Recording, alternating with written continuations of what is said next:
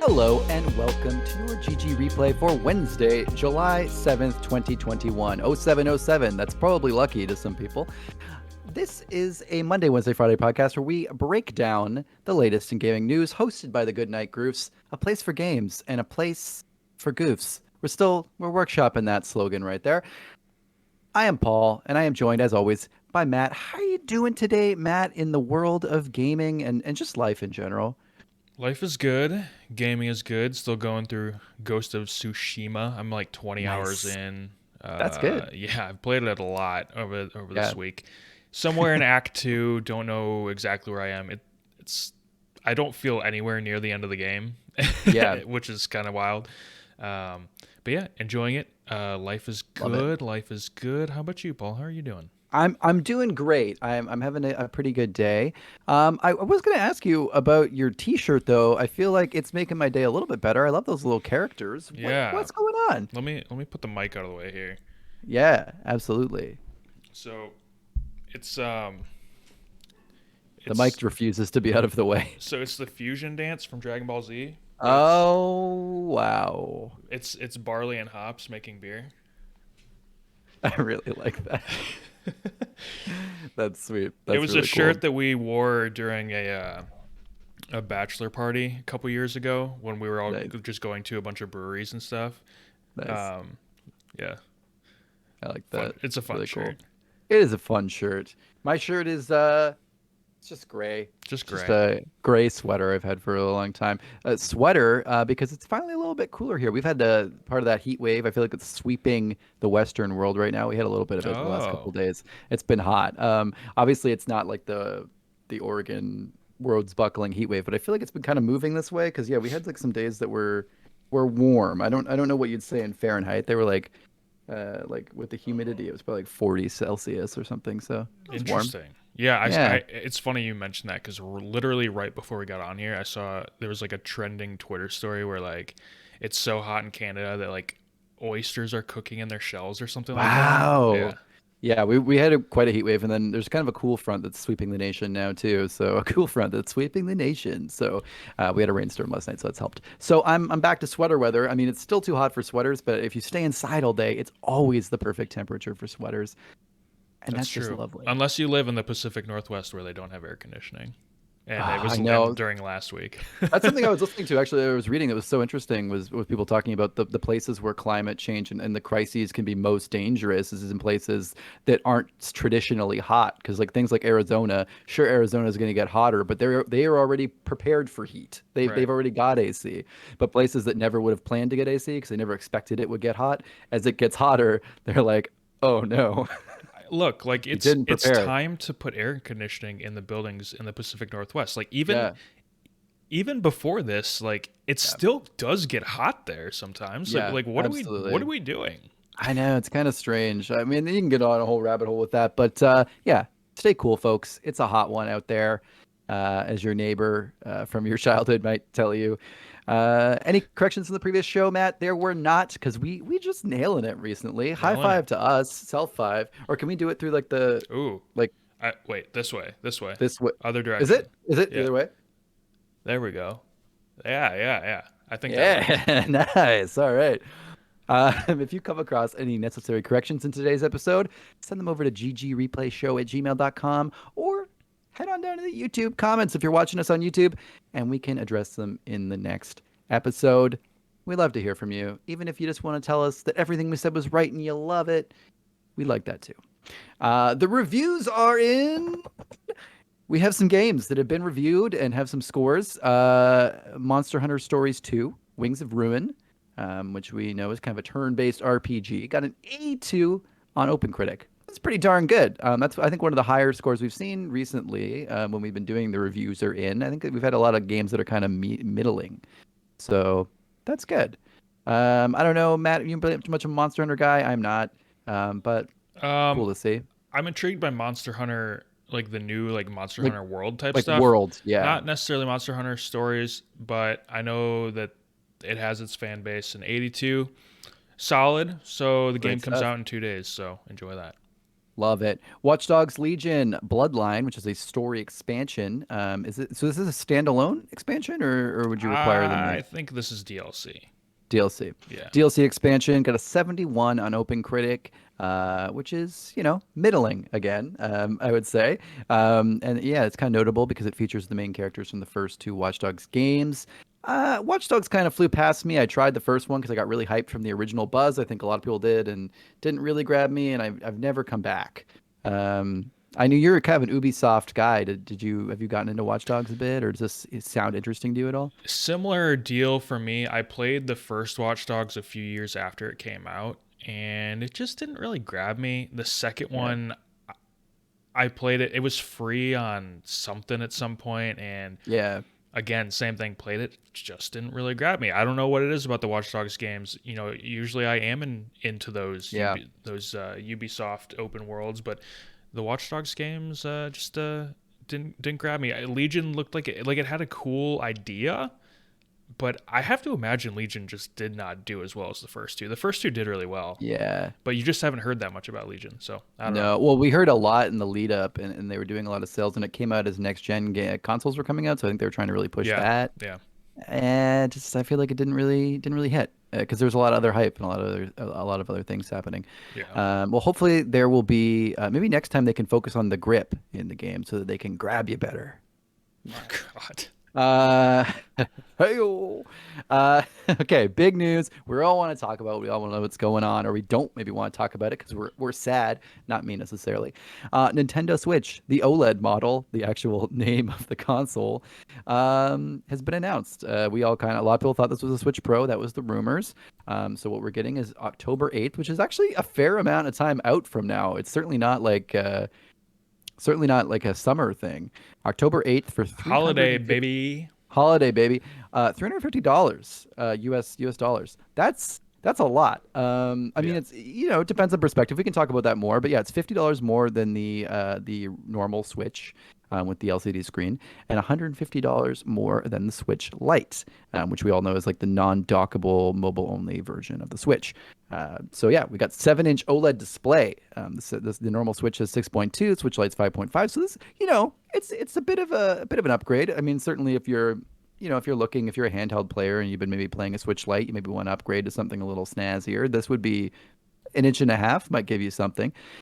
We've increased onboard storage from 32 gigs to 64 gigs. We got some cool stuff. We got a wider kickstand, which a lot of people like. The built-in kickstand actually looks pretty good. And a built-in Ethernet port. Is that there you go, Matt? Is that what you've been jonesing for? Revolutionary. It was on. Revolution. I'm pretty sure that was on the PlayStation 2. So, I think it definitely was on the PlayStation uh, 2. yeah, it's about time. Um, you know what? I mean, here's the thing. So and then the big kicker we can all talk about: same CPU, same RAM, same battery life as a normal Switch. So here's the thing, and I'll say right off the bat, none of these are negatives. Everything's good. I mean, these are all improvements. I would I say in would say most scenarios. the price is a negative. Well, yeah, sorry, I meant like in terms of the actual device. They haven't done anything where you're like, oh, I'd like it for this reason, but it has this feature that I like less. It's not Actually, worse than the Switch. yes, I will It's say all around. It is an upgrade. some people were actually disappointed because they took away a USB port to put in the Ethernet port. And I actually did Oh, see that brought up, and that's interesting because you can just buy a little dongle for Ethernet for like $10 and plug it into the USB. okay. So if you really wanted Ethernet that bad, you could have done that. Would have had similar latency, and if you don't want to do that, you would have had an extra USB. So I saw some people actually saying that that's an interesting point. But I will That say in is, yeah. general, it's a fine upgrade. This would have been a perfect console to have as like when the improved Switch already came out that had the better battery life and some other things like that. This would have been a perfect thing to come out at the $300 price point to replace the original Switch. That just would have been a good new Switch. I think that's exactly it. This is my issue is that this isn't replacing the Switch model. This is Yeah. a new Switch. Why is it? Why do we need this second option? It should be replacing the Switch, and it should still be $300. This is It too really much. shouldn't be 350. Switch Lite and a Switch and an OLED Switch doesn't make sense to me. All priced that way. Very Yeah, strange. it's a little Um, concerning to me that Nintendo is very clearly catering these upgrades, or these iterations is what we'll call them, to the handheld side of things. The Switch Lite purely a handheld console. Yep. Now, all of these upgrades for this new OLED model, these are pretty much specific to it being a handheld console. The whole docked thing, nothing's been improved. The whole benefits of OLED are something you'd only benefit from in handheld, and even Right. then, If it's you pretty marginal. Like, I don't know what they think OLED is like this like game-changing thing. If you came out with another console and it happened to have an OLED screen, great, my blacks are deeper and the color contrast might be slightly better. It's certainly not a selling feature of if everything else is the same. Pretty wild. Yeah, I mean, if you never play in handheld mode, if you're just a docked Switch person, this is completely pointless, 100% pointless. It's Yeah. so weird that it's just weird to me that this is a second option and not replacing the old model, that it's Yeah. $350. It doesn't make any sense to me. I think clearly this is made for people who don't already have a Switch. Or I would say it might be for people like I was kind of saying, people who have a Switch Lite who already play handheld who might want to move to docked and then but they Yeah, I also love guess. handheld so much that they want the OLED screen maybe or they you know so I mean Do you think an OLED screen is worth no, and listen, I'm a big that kind OLED of screen guy, upgrade? especially as someone who's used a lot of, Android smartphone devices. I've used, I've switched between iOS, Android, all that kind of thing. OLED is something I like in a screen. It's something I tend to skew toward. That being said, it's pretty tough. It's a pretty tough sell. And here's another thing too that's interesting. I don't think we have confirmation just yet, but it's very possible that it's a pentile OLED display. In which case, 720p on a pentile OLED display is actually lower than actual 720p because of the way it interlaces. I don't know I'm not like a a full nerd enough to tell you why, but this actually very well could have lower visual resolution at 720p. But Jesus. we get the deeper blacks, and it's like, okay, well, we already have a 720p screen, which we're starting to see. I think on the Switch you can see pixels if you look. So then you're looking at a 720p screen, already playing like games at 540p half the time, and then also it's lower than that. Like, are the blacks worth it? And I got to tell you, I don't think so. And the other thing, here's the thing. Here's my main take on this, and I've seen this a lot, and I had mixed initial views, so initial views that were mixed. But as I've seen it, I understand. Nintendo knows. Let's be honest. Nintendo doesn't always know where the future of gaming is. They're not always going to be quick on online, all this other kind of thing. But they can clearly tell where sales are coming from and what is successful about this console. This is a huge seller. I think they know exactly what's happening, and they know that there's a minority that we see online of the gaming community, of people who buy Switches. I think the gaming community really is a minority. There's just so many casuals, and those are the people who want to play in docked, and those are the people who want to target 1080p or dream of a 4K Switch. That's that's not what's selling the console. What's selling the console is random people buying a Switch because of the hype and wanting to play, Stardew Valley on their bus commute. And And kids they taking it honest to school. and kids taking it to school. And I honestly think, and they don't care what the hell the screen looks like. So I think OLED's a weird choice. But also on the flip side, I don't think targeting docked is smart for them. Based on that's not what's selling. And the other thing is too, if this was a Switch Pro, this is the biggest thing I've seen. They'd be bifurcating their system. A Switch Pro would basically mean that some people would target the games for a higher end Switch. Some people would target their games for a lower end Switch. There might be certain games that only come out in the Switch Pro, and Nintendo. Maybe I don't see that as That's what big of happened an with issue, see, but that's what happened with the new Nintendo 3DS, and then no one ended up developing for the new Nintendo 3DS because it was such a weird niche thing that no one owned. I don't see that for a home console being as big of an issue because we saw it work so well with PlayStation and Xbox. And here's the thing, though: those run like mini computers that basically set it up to feel like a console. It's like Steam Big Mode. That's not how Nintendo runs the Switch Okay. on Integra CPU. It's not a little computer. Stuff has to be extremely optimized to work on a Switch. You know more about the Um, technical side than me, so Again, I'm I'll not gonna be defer like, to you. but from what I've seen, just like looking into it, it does seem like that would be more of an issue than it was with like Series S, Series X, Xbox One, and all that thing where you can just Okay. run it on anything. And it does seem like there could be more of an issue. I'm not saying it definitely would be, but this is more of a possible issue for bifurcation because the hardware is so specified. It's like a very specific weird architecture. So to go along with that, then I was already going to make the point that I think at this point a Switch Pro is pointless, And what you're saying is that just makes it even more so. It makes sense in my mind. Yeah. Um, Forget about a Switch Pro.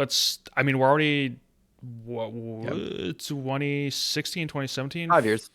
Okay, so we're five Four. years Sorry, I'm lying. It's four four. years 4 years. into this 2017, March four and a 2017, I think. half years. It Yeah. was okay. Four and a So bit. four and a half years into the Switch lifespan, we'll Yeah. say.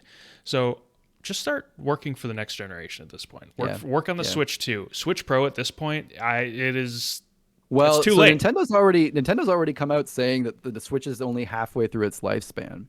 Is around halfway through its lifespan is what they've been saying, which is really interesting. So it's interesting to imagine if they didn't come out with the Switch Pro and we're using like a mobile processor from 2016, 2015, 4 years from now before the new Switch. Like, here's the thing. I mean, people like the Switch, but like, let's be honest, and we've said it before in this podcast, Nintendo is greedy and sketchy in terms of their. I've said it before. I'll say it again. People are paying $80 for ports of games that could just be something that could be bought. People keep buying these, and people accept it. The Joy-Con drift issue is a huge issue, and they haven't even fixed it. This OLED Switch continues to have Joy-Con. They have not remotely That is mentioned that it's going crazy. to be, and they're coming out with it.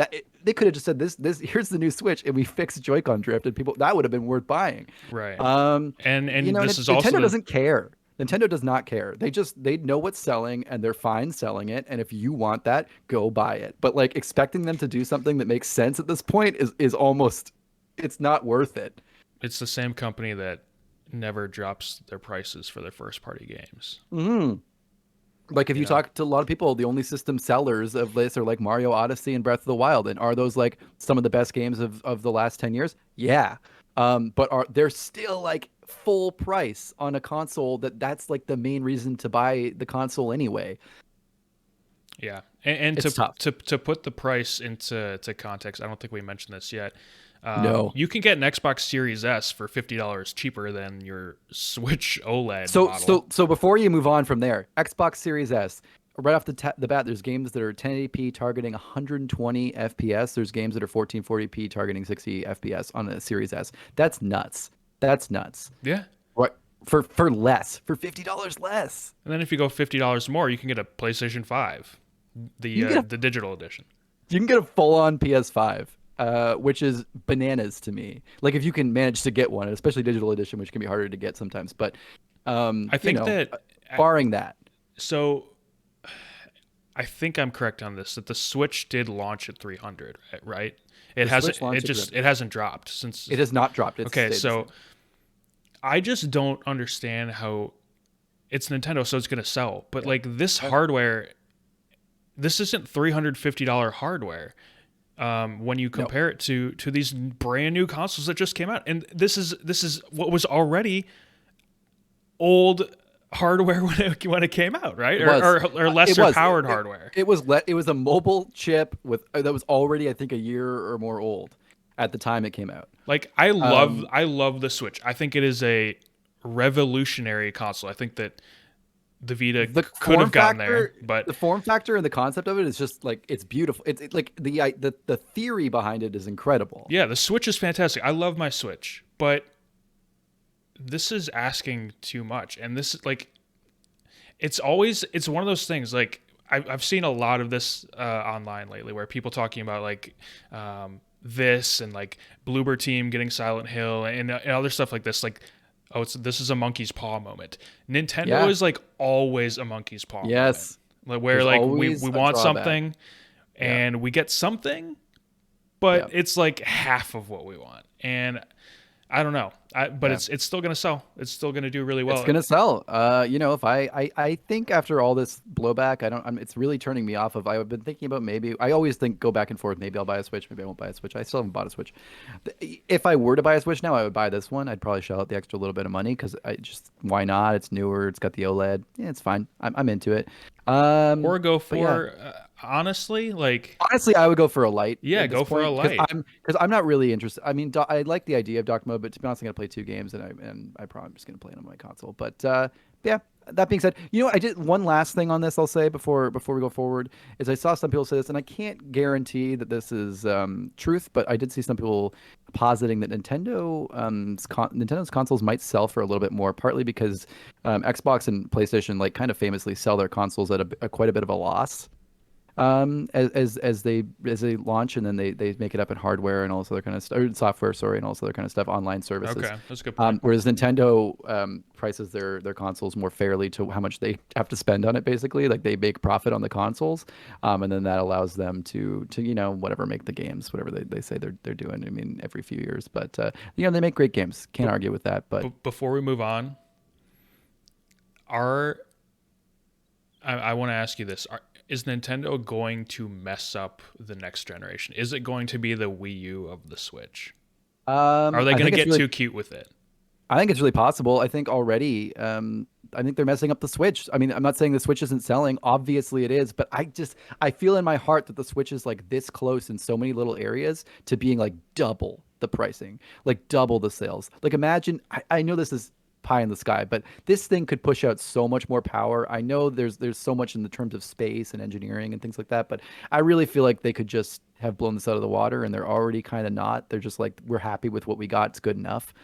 Um, I don't know. I think they knocked it out of the park with this, and I worry they're going to go the other way too much. They're going to go like way too towards hand. I don't. You know what? You stumped me. I really don't know what Nintendo could possibly want to do with next gen that isn't just more Switch. They're I hard to think the Switch is predict. so successful for them.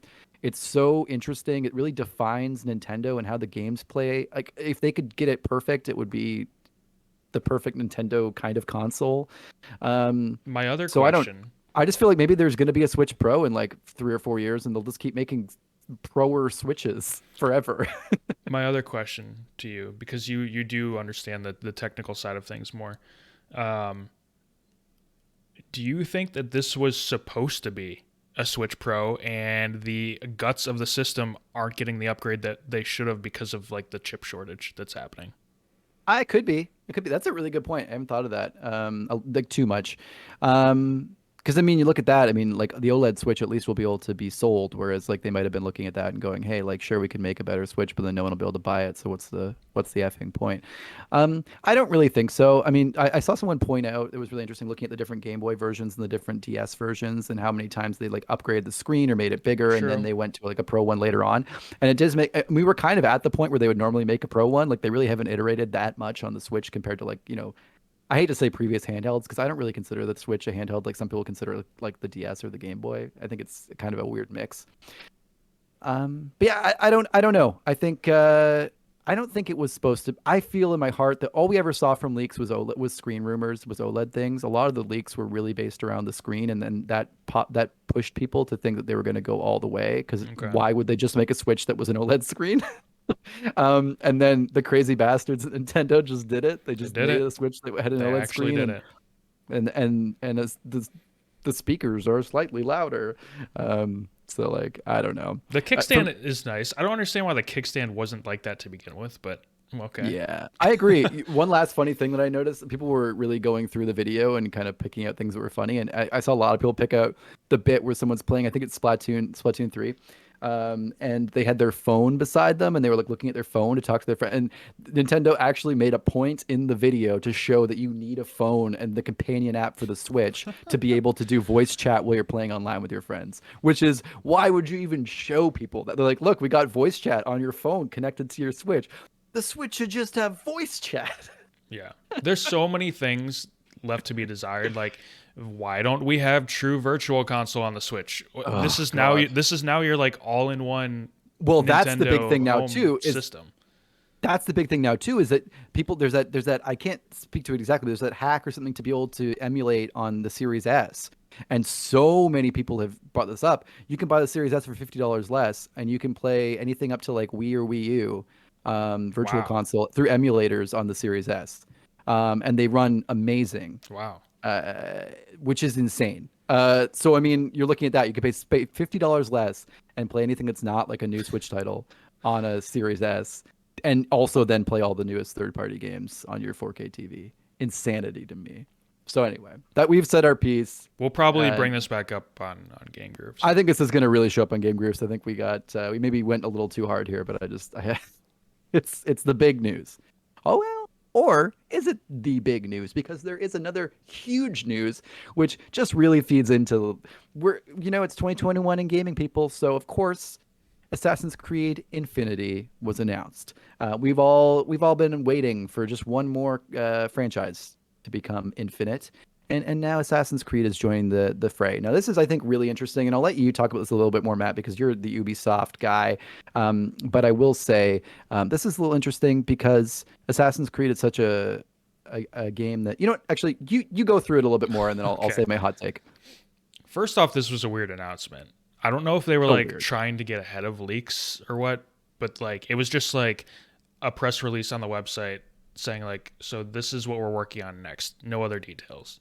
No visual, no video. Very Yeah, strange. it was weird. Basically, what Ubisoft has told us is that so normally Ubisoft Montreal and Ubisoft Quebec alternate the as lead developer on the recent Assassin's Creed titles. Okay, so the case now for Assassin's Creed Infinity, Montreal and Quebec are going to be working hand in hand, with Quebec taking the lead on the project. Okay, but both development studios are going to have their own game directors. Kind of weird, but they're making the same project together. So it's not like those like for big games, Ubisoft will have like every single studio helping out. But this is a case where you have two main lead studios at the same time. Yeah. So clearly, this is an important project in the minds of Ubisoft.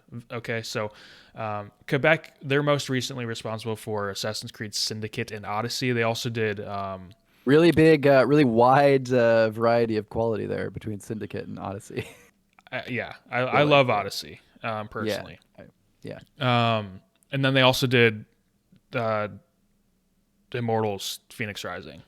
Um, so the idea here is that Assassin's Creed Infinity is going to be more of a live service. Okay, it's going to feature an evolving world where we heard this before, with changing settings. Okay, so there might be. This is from Jason Schreier. He gave more details than the press release. He said there may be one hub world that leads to various historical settings. Um, so the Assassin's Creed games have actually played around with these small live service features since Mhm. Origins. They would have like different events going on in the games, but Infinity is supposed to be going basically all in on this site, on this one idea. Another thing Jason Schreier was saying is that the game is still a long way off, and that it likely won't be out until 2024 at the earliest. Which also gets me thinking, so does that mean we're not seeing an Assassin's Creed game between now and then, or is there going to be another studio working on it? I'm not really sure. I kind of get the feeling that they're just going all in on this That's with my that feeling too. franchise. Yeah. Um, there's one other point I want to make, but let's get to you first, and then we can evolve the discussion here. Yeah, I guess I just wanted to say that I forget my initial point, but it doesn't matter. The main point here is that I feel like this makes sense in some ways, but in others not. So, I mean, I think that's the thing with a lot of these games. Here's the thing with I always thought games as a service was interesting in terms of evolving worlds. When you look at stuff like Grand Theft Auto, it's almost really exciting in the sense that a game that normally is stagnant story-wise, you have it once and then the story's done, can have kind of like beyond DLC, can kind of just evolve for years to come. Like imagine if they kept making story DLC for Grand Theft Auto, 6 years later. Right. Pretty cool. Um, so I think there's something to that, and being able to, it almost keeps games living a little bit longer, and might let studios, work on them for longer and put more passion into them, hopefully. Beyond just, I mean, obviously the normal obvious complaints and criticisms are there about milking people for microtransactions, blah, blah, blah, blah. But I think there's positives to be seen. But I think especially for a game like AC, that comes out with almost yearly installments, it's pretty cool to see this here because Instead of buying a new Assassin's Creed game every year, they just add a new world to Assassin's Creed, and then your Right. character can change and flow, or you can make new characters, and you can share things across those worlds, and it has kind of like a consistent story. Could it be like that? Yes, and that is really cool, and I think better than how they're currently doing it. Could it also be a massive mess with a disjointed hub world that doesn't feel like anything? A bunch of half-assed worlds that come out every few years and they're a mess and they don't. It could also be that. I think it's so easy to screw something like this up, but also has the potential to revolutionize and make the franchise so much better, especially in a franchise like this. Pardon me, where it's a character from the future going back to all these different times. What a amazing way to have different portals to different worlds, Right. as it were. So I mean, I think it could go so right or so wrong, and I'm interested. It has a lot of potential. This is Ubisoft getting really meta. Like they are now Abstergo. So Yes, with absolutely. with specifically in Black Flag, like you know them as the company, you can jump into these different settings, these different historical worlds, and this feels like that's what this game is going to actually be. Yeah, It's sort of the what was once a fictional representation of Assassin's Creed. Now, like this is actually what we're doing. yeah.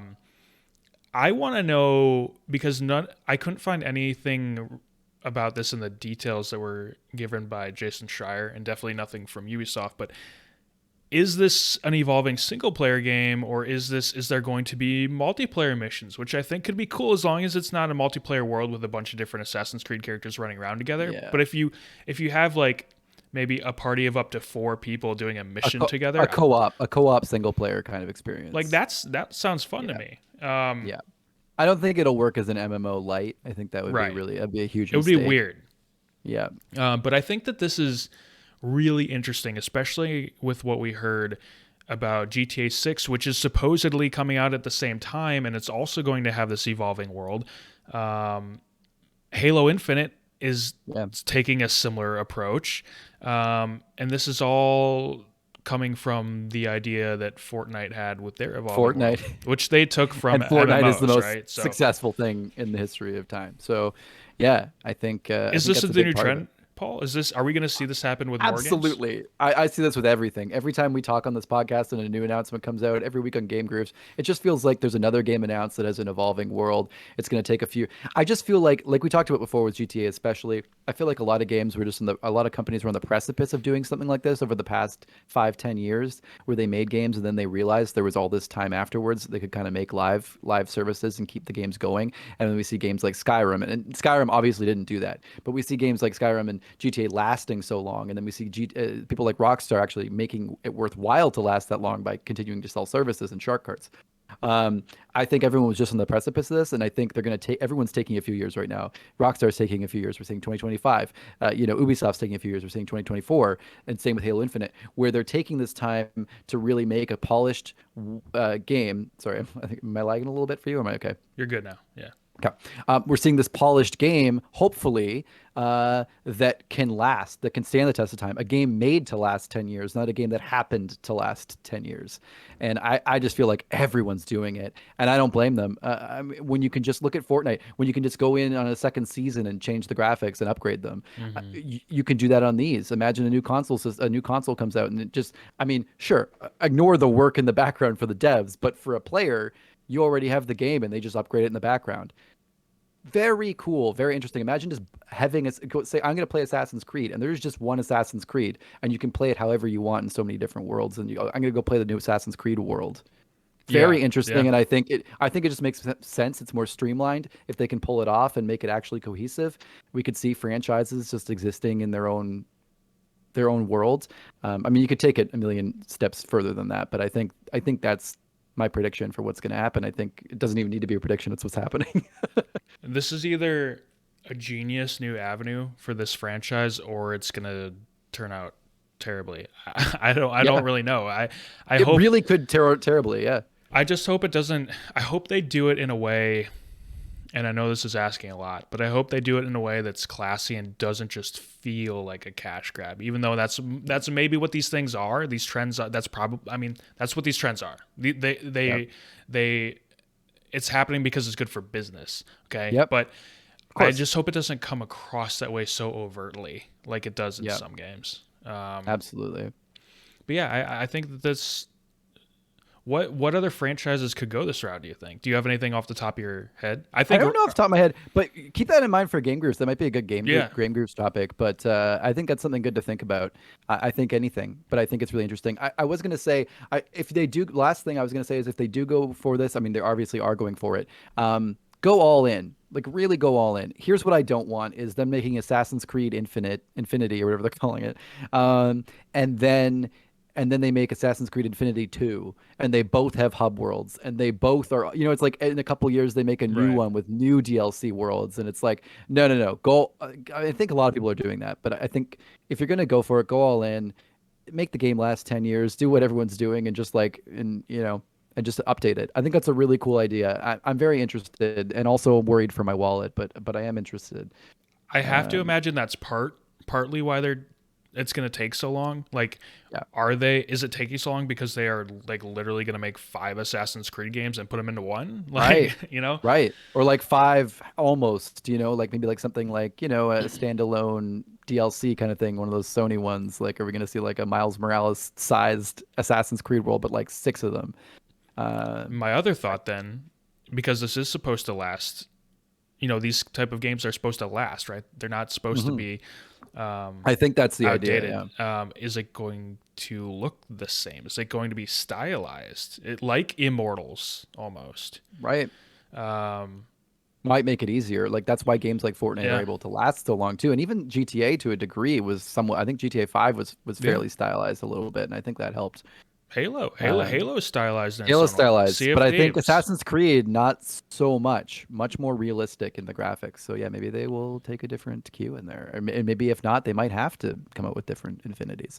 A lot to think about. I think we'll talk more about Infinity on Game Groove. So I think this is a really interesting, a I huge, know Mike will have a lot to huge say about it. shift, Mike's a big huge shift in Assassin's gaming. Creed fan. Yeah, so we'll talk about that a lot. Hopefully, we didn't go through too much of the topics today. But oh my goodness, there's just today was a day. Speaking of, gonna skip ahead a little bit. I'm gonna circle back, Matt. But speaking of games, that companies are going where the money is. I think that's really key. I mean, you mentioned that companies are going where the money is, and I think that's a big thing about this is selling Assassin's Creed copies every year, every other year really may not be more profitable than selling DLC, than selling microtransactions, than having a live service. And we can see that right now with the Pokemon Company and Niantic. Pokemon Go has officially earned $5 billion in lifetime revenue after only 5 years. Insane. I think we all remember the summer of 2016. I saw a post that was like, "Oh, could you imagine if the summer of 2020 had been like the summer of 2016? How much better that would have been?" And I was like, "Oh, That that's was that was a fun summer. That was really it was a fun enjoyable. time." And but yeah, so that was a great time. But in addition, 2020 alone, you say you want it to be like 2016, but 2020 alone made $2 billion for Pokemon Go, not Pokemon entirely, Pokemon Go. Uh, In that's the show notes, I said nearly $2 billion. I yep, think it was like 1.9 or something like that. So yeah. just a difference of Oh, $100 million. yeah, just a different story. Yeah. So I mean, you know what? If you have 1.9, I'll let you round up. I'll call it a roundup for that for you because that's may as well brag a little. You earned it. Uh, so yeah, yeah. So it's pretty insane. I've dabbled. I actually got back into Pokemon Go a couple months ago and was playing a little bit, but I just don't go out enough, walking around and that kind of thing. But it was hard with the dog. I'd walk the dog. I'd try to play Pokemon Go. He'd start tugging and he'd start pooping. I'm trying to catch a Mewtwo, not Mewtwo, definitely not. More like a Pidgey, but still. Nodish. A Noddish, yeah. I think he said Noddish. Yeah. So anyway, Pokemon Go. I don't know, Matt. What do you think about this? I'm honestly a little surprised. I guess it makes sense when I think about it, but to me, that number just seems huge. Yeah. Considering, I mean, look at me. I barely played Pokemon Go, and I've probably spent $5 or $10 in it over like the course of the 5 years. Like a couple times, the few times I picked it up, I like buy a few new Pokeballs to get started. Yeah, I haven't personally played it since the year it came out. I Yep. don't like know who's still playing it. Like you'll it's funny There's a though, like lot. There's a weird amount. you will randomly see people just like you'll see them on their phone and you'll see like, oh, they've got Pokemon Go up. Yeah. Um So before the show, I looked this up because I was curious, and I weirdly felt like 5 billion in 5 years for one of the biggest mobile games wasn't actually that much. I don't know why. I've just come to Yeah, to assume that it's like stupid money in mobile games, yeah, yeah, but it is actually way up there. Like Candy Crush was what I looked at, and they've only crossed a billion in a calendar year. I think once maybe in yeah, 2019. yeah. Which Um, is incredibly impressive, but yeah, it just goes to show that Pokemon Go is still thriving. In fact, it's having its best years yet.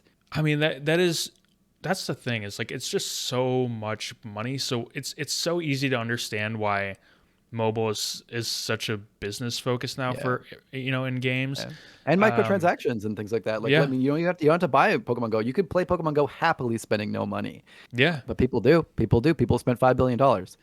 I wonder Oh, I wonder what for Pokemon Go are normal people tossing a few bucks to the game, or is it mostly whales like a lot of other mobile games? I think it's both. I think it's people. I think it's a combination, right? I'd like to know that percentage, but it's probably the same thing, right? It's a few people spending a couple bucks here and there, Probably, yeah. and then it's whales, and I think it's there's probably a little middle ground.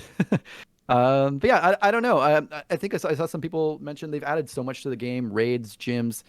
They've really added, trading play. You can do so much in the game now that you couldn't do when the game came out in 2016. And I saw a lot of people talk about this. How much more would they have made if they'd come out with those features off the top? It's interesting to wonder, and I don't think they really care. It's a classic Pokemon Company move. Undersell, give people less than what they actually even want, Right. really know, and you still make hand over fist money. It's great that they're even bothering to keep it up, but I mean, obviously, why not? They're making so much money out of it. But Curious you to know, see how they do this year, considering the changes, how they're reverting back to the yeah, pre-pandemic gameplay. sure, yeah. Um, They've gotten rid of a lot of those features where you could play, not have to go outside and stuff as much, and yeah, it got me playing less, to be honest, because I had to actually do stuff again. $2 billion last year. That's a lot of money, Paul. I was going to say too, one last thing about this is AR games, and this might be something to talk about in groups too, maybe, but maybe not. We kind of touched this already, but AR games. I feel like here's the thing: everyone's trying to make Pokemon Go now, and they're way late. But maybe it doesn't matter if they're way late because Pokemon Go is making more money every year. But I just saw I got advertised for the Witcher game that's Pokemon Go. It's like you Oh, run around, yeah, you run around and you catch oh monsters. yeah, yeah, That's the thing that's just about to come out, I think, in July here. There's a Harry Potter one. yeah. My There's all these wife other has ones. played the Harry Potter one Yep. every day for like the I last mean, there's year. there's of course the original Ingress, which Niantic made and laid the groundwork for Pokemon Go. Um, can anyone do it? I don't. I mean, I think a lot of the people are still using the same technology. I think Niantic's working with a bunch of these companies because they just have all of the data Yeah, that's needed for the data points. That was the whole point of kind of making Ingress, so they could mine all that data. People would give them all the points, and then they could monetize it into something like Pokemon Go. I would imagine. But that being said, I think it only works with Pokemon. Pokemon it's are so just so perfect. ubiquitous. Everyone likes Pokemon. They're cute or they're cool, or you played them as a kid, or your kids played them, or your grandkids played them. Everyone knows them. They're adorable. The entire thing is based around catching them, and the whole point is to catch all of them, Yeah, which I think is the big difference it's between something perfect. like The Witcher, where it's like, oh, kill all the monsters. Your whole goal in The Witcher isn't to kill all the monsters, or the slogan of Harry Potter isn't meet every magical creature. The slogan of Right. Pokemon is gotta catch them all.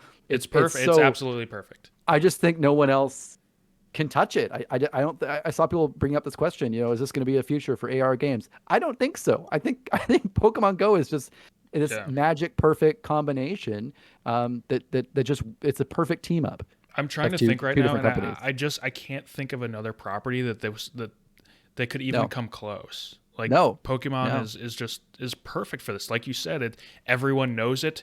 It's all about catching them all. They're cute creatures that everyone loves. It emulates the show where you're actually going out on an Yes. adventure to catch them. So like, You go to long grass, you go to the beach, yeah, you go where they are. It's just perfectly tuned. Whoever I don't know. I'd love to see the room where Niantic met with the Pokemon Company and they said, "Hey, you have this technology and we have this property." I feel like everyone was probably like grinning from ear to ear about how perfect this Yeah. combination was because it's perfect. So huge grats to them. Matt, I think you also wanted to talk a little bit about the other little Pokemon news we had too. I know we're running kind Oh of yeah, long, yeah, but yeah. So on a related note, a small Pokemon themed nature park called Pokemon Wonder is going to be coming to Tokyo next year in great 2022. name, Uh, Pokemon Wonder. yeah. Visitors are going to be able to walk around the park to look for different types of Pokemon that are created from natural materials. So the examples that were given were like a Metapod woven from a palm leaf, or an Ammonite carved from stone, or Hoot Hoot sculpted from wood. So that's kind of cool. But Hoot hoot. it's actually being run by the Pokemon Company. The Yep. weird part, it's So we know it'll probably be a mess. the weird part is that it's only open July 17th to August 3rd. So this is like it's It's a like pop-up. what is that? 2 weeks Yeah, basically, two and a half it's like a weeks. pop-up art installation kind of thing, So which is that's pretty kind of cool. strange. But yeah, when I saw this, it was also like I think this is like really small. It's basically like an acre. So like They used a funny term. They used like 44,000 square feet. They try to make right, it sound like they used a big number, but the right. number is like like 2 square kilometers or something, or not even. It's funny how they use the numbers for that. But I think it's awesome. You know what? I think this is a testing ground. Yeah, it could be. This is a testing ground for an art installation. We're seeing more and more of these pop up art installations. We're seeing them be more mainstream. I'm there's that I know that was the big thing that we're Rachel and I at some point are going to go to. There's one they're doing like a Van Gogh thing where you like have these big Van Gogh things videoed on the walls, and it's Whoa, like cool. immersive. It's called immersive Van Gogh. Okay. It's a drive up thing they can do right now for COVID, which is pretty cool. So you can go in and not have to interact with people. But yeah, it's very cool. And then once it worked in Toronto, they moved it to New York, and they're moving it to other places. And I think we're going to see similar things with I think Pokemon Wonder could really be something that we're going to see, in Bryant Park in New York, like where they did Pokemon Day originally, or we'll see that maybe in other big cities where they can take because it's built around this bespoke small thing. They can put it in small green space. It doesn't have to be a massive space. Yeah. And they can really move it around the world. It's cool. Cool. Why not? It sounds fun. Yeah, go play some real life Pokemon Snap when that comes. Yeah, that If sounds you're like in and around Tokyo.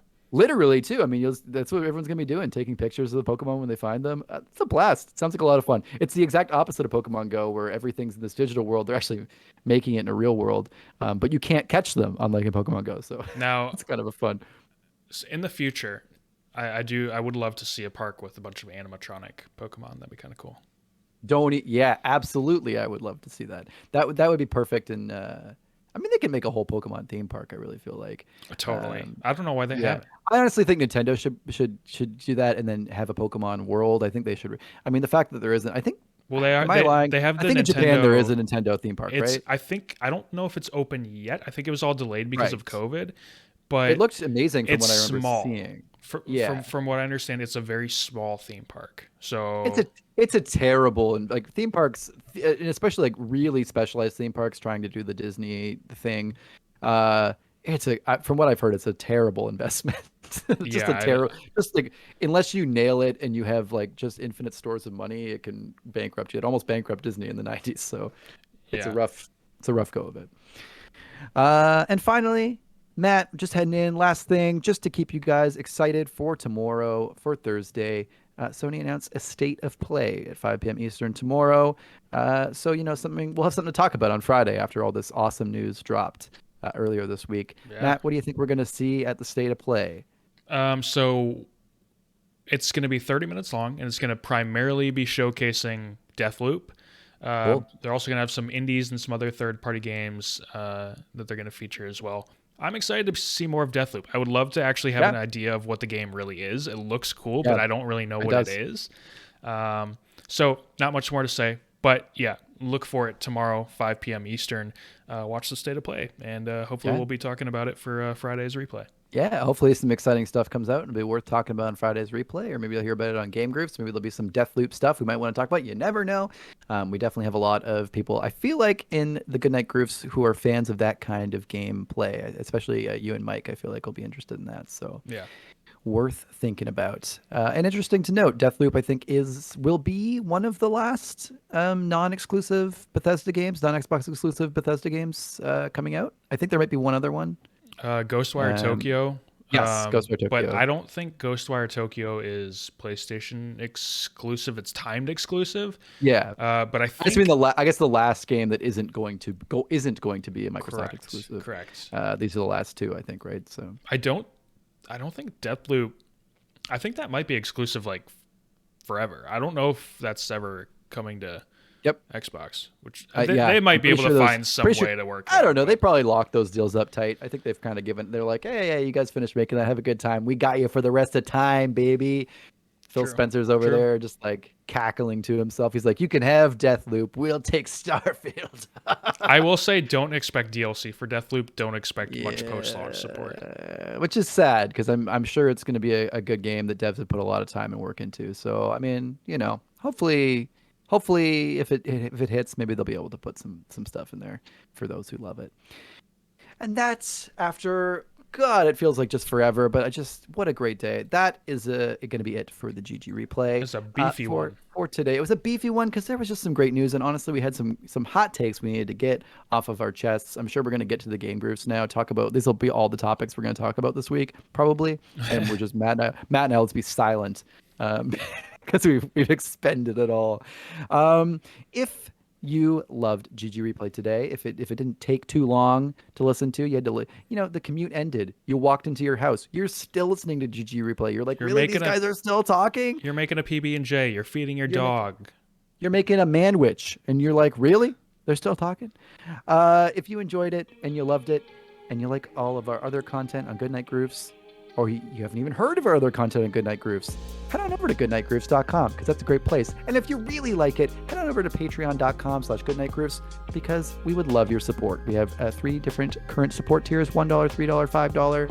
$3, I believe, is where you start getting most of the perks. $1 just because you think we're nice guys. We would love to hear from you. We would love the support. Any and all is appreciated. Even if you just want to send us some nice emails, some messages, some comments, like it, share it with your friends. It's all great for us. In addition, if you aren't listening to us on your commute and you're thinking, man, I'd love to listen to these guys because right now I'm just sitting in front of my computer and like this would be much better to listen to while I was making a PB&J and my phone wasn't wasting battery with the screen on. Well, I'll tell you, we have a podcast too. If you're watching on YouTube, this exists as an audio-only podcast on any podcast provider. If we're not on a podcast provider, please let us know because we'd love to get on there. So when I say any, I mean we think any. When really just tell us if we're not. Please also drop us a 5-star review on Apple Podcasts. We would love it. Matt, tell them how much we would love it. We would love it so much. We would be really sell it. We really would be so appreciative of you. Now we would love if you do that and then you head over to the Patreon as well. But we would absolutely love a 5-star Apple Podcasts review, especially since the show is still new. It's pretty crucial for people finding us in the future. So go ahead, go do that. We will love you forever. If you haven't turned us off yet, if you're still listening, we also have a TikTok and we're working on making some TikTok content. Right now, it's mostly reposts of some of our best bits from Game Groofs. But if you're interested in Game Groofs and you don't want to commit to the whole thing, go check it out. Maybe you'll hear some funny bits and you'll be enticed to listen to the whole thing. So feel free to check out Goodnight Groofs on TikTok or any social media as well. Most of our stuff's getting on there. We're on Instagram, Reels. We're throwing it all at the wall. We're seeing what happens. So yeah, that will be it for this week. This day, not this week. Feel free to tune in on Friday for more GG Replay. But for now, good night, Groofs.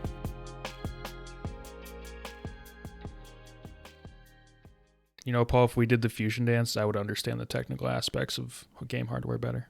Honestly, you would, and I would actually probably enjoy playing so many more games than I currently do, which is mostly just me playing Dead Cells on repeat. Also, I feel like when I did my little salute, it kind of looked like the fusion dance. Should we end on a fusion dance? Maybe we should. We should. Just like a little... So I have to go this way, right? Yes. So this makes sense? Okay. So I don't remember it exactly. I think it's like... It's like fusion... Wait, right? And then oh no, sorry, it's the other way. It's like fusion. Wait. You're doing it right. So show me what you're doing, and then I'll copy you. Okay. We start this way. Yep. Okay. I don't remember. Let's just touch the fingers. Nope. Lower. Lower. Oh, lower. Okay, so if they don't touch perfectly, that means we turn into a weird maladaptive version of ourselves. God. So now we're, instead of being Maul or Pat, we are, I don't know, we're just probably like an ugly version. So, all right. I Enjoy got. that, everyone out there, and for sorry for the audio only listeners who didn't get to watch us flail around like idiots, but feel free to check it out on video if you ever get a chance. All right, I'm off to go edit that part out. See you guys. Yeah, I'm off to fall asleep. Bye, guys.